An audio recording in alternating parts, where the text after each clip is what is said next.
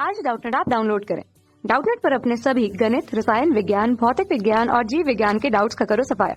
बस प्रश्न की फोटो खींचो, एक ही प्रश्न को क्रॉप करो और तुरंत वीडियो सोल्यूशन पाओ। अभी डाउनलोड करें।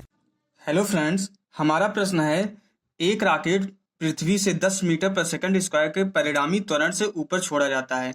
1 मिनट बाद रॉकेट का ईंधन समाप्त हो जाता है।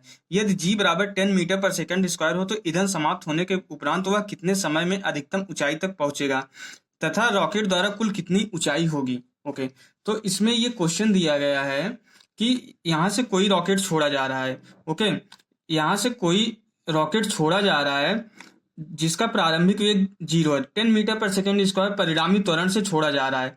ओके, तो ये पूछ रहा है कि 1 मिनट बाद, यहाँ पे 1 मिनट बाद जब इसका ईंधन खत्म हो जाता है तो जो है ये कितनी हाइट तक जाएगा, यहाँ से मैक्सिमम कितनी हाइट होगी, और इस पॉइंट पे जो है जहाँ पे इसका ईंधन खत्म हो रहा है और यहाँ से जब खत्म हो रहा है ईंधन, तो उसके बाद ये कितनी देर तक चलेगा और कितनी मैक्सिमम हाइट पे जाएगा, यही क्वेश्चन पूछ रहा है।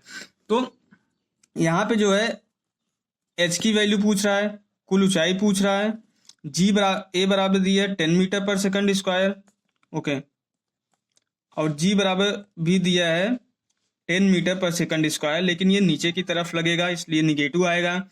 और इसके बाद पूछ रहा है कि और टाइम पूछ रहा है, T2 की वैल्यू पूछ रहा है। ओके, तो अब हमें पता है कि न्यूटन के गति के प्रथम नियम से अगर ये प्रारंभिक वेग 0 है, त्वरण है और टाइम दिया गया है, तो इस पॉइंट पे जो है, इस बिंदु पर हम जो है वेग निकाल सकते हैं। तो इस बिंदु पे अगर हम वेग निकालना चाहें तो न्यूटन की गति के प्रथम नियम से, न्यूटन की गति के प्रथम नियम से अगर हम निकालेंगे तो यहाँ पे जो न्यूटन की गति का जो पहला समीकरण होता है, v बराबर होता है u प्लस ए टी। ये प्रारंभिक वेग होता है, ये अंतिम वेग होता है, ये त्वरण होता है और ये टाइम होता है। तो यहाँ पे जो है प्रारंभिक वेग 0 है और जो है ये अंतिम वेग v1 है। तो v1 बराबर ये 0 प्लस त्वरण 10 है और टाइम जो है 1 मिनट दिया गया है। यहाँ पे जो है t की वैल्यू 1 मिनट दिया है, तो इसको 60 सेकंड हम कर लेंगे, सेकंड में कन्वर्ट कर लेंगे। तो v1 बराबर आ जाएगा 600 मीटर पर सेकंड। ओके, यहाँ पे वेग 600 मीटर पर सेकंड हो गए। अब ये हाइट हम h1 निकाल लेते हैं।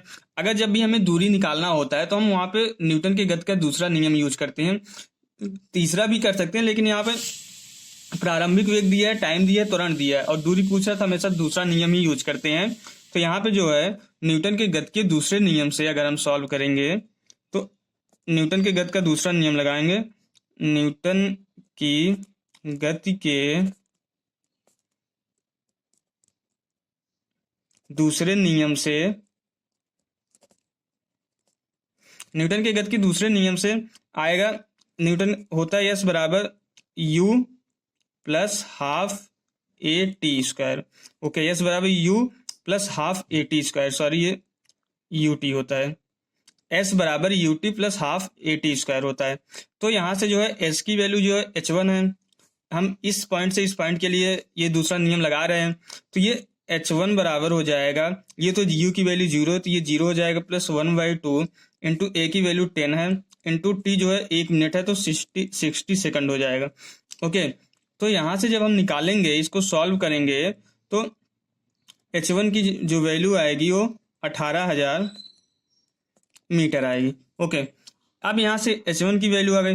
अब अगर हमें ये समय निकालना है यहाँ से कितनी दूर ऊपर जाएगा, तो यहाँ पे देखा, अब यहाँ पे वेग भी पता चल गया है, ठीक है, अंतिम वेग 0 होगा, प्रारंभिक वेग पता चल गया, अंतिम वेग पता चल गया और त्वरण पता है। तो यहाँ से हम टाइम निकाल सकते हैं न्यूटन की गति के प्रथम नियम से कि यहाँ से ये यहाँ तक पहुंचने में कितना टाइम लगेगा। तो यहाँ पे हम फिर से न्यूटन की गति का पहला नियम लगाएंगे। न्यूटन की गति के प्रथम नियम से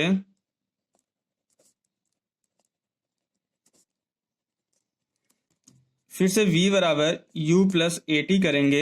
यहाँ पे अब अंतिम वेग जो है 0 हो गया, क्योंकि वहां पे अंतिम स्थिति में पहुंचने के बाद रॉकेट रुक जा रहा है, तो यहाँ पे ये विरामावस्था में आ गया तो ये 0 हो गया। अब जो यहाँ पे v1 वेग है ये इसके लिए प्रारंभिक वेग हो जाएगा इस समीकरण के लिए, तो ये 600 दिया है। अब a जो है ये -g लग रहा है, तो यहाँ पे -10 इंटू टी पूछ रहा है। अब यहाँ से जब टी की वैल्यू निकालेंगे, टी बराबर आएगा 60 सेकंड इक्वल टू 1 मिनट हो जाएगा। तो टी यहाँ से T2 की वैल्यू आ जाएगी 1 मिनट। ओके, एक क्वेश्चन ये सॉल्व हो गया। अब अगर हमें कुल हाइट निकालना है तो हमें तो ये हाइट पता चल गई, अब S2 भी निकालना पड़ेगा। अब इस पॉइंट से इस पॉइंट के लिए हम S2 की वैल्यू निकालेंगे। तो S2 कितना आएगा, यहाँ पे हम जो है न्यूटन की गति का तीसरा नियम लगाएंगे, क्योंकि प्रारंभिक वेग पता है, अंतिम वेग पता है, जी पता है, तो हाइट हम बड़े आराम से निकाल सकते हैं न्यूटन की गति के तीसरे नियम से।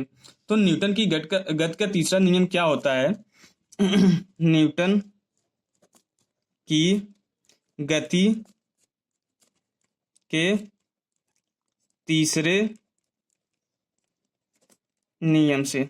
तो यहाँ पे जब हम न्यूटन की गति का तीसरा नियम लगाएंगे तो ये होता है v² बराबर u square plus 2as। Okay, तो यहाँ पे जो है अंतिम वेग 0 हो जा रहा है, प्रारंभिक वेग v1 का स्क्वायर है, और यहाँ पे a जो है g है, तो -2gh2 हो जाएगा। तो यहाँ से h2 की जो वैल्यू आ जाएगी, v1 की वैल्यू 600 इंटू 600 रखेंगे और डिवाइडेड बाय 2 इंटू 10 करेंगे।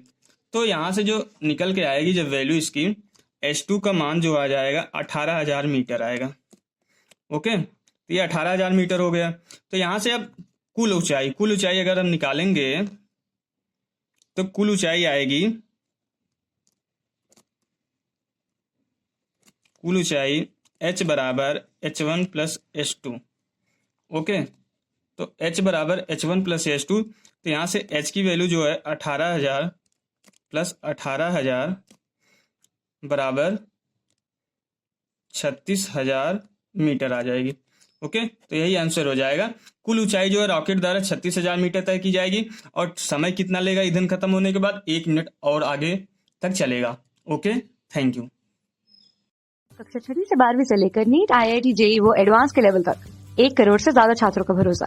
आज ही डाउनलोड करें डाउटनेट ऐप या व्हाट्सएप करें अपने सारे डाउट्स 8400 400 400 पर।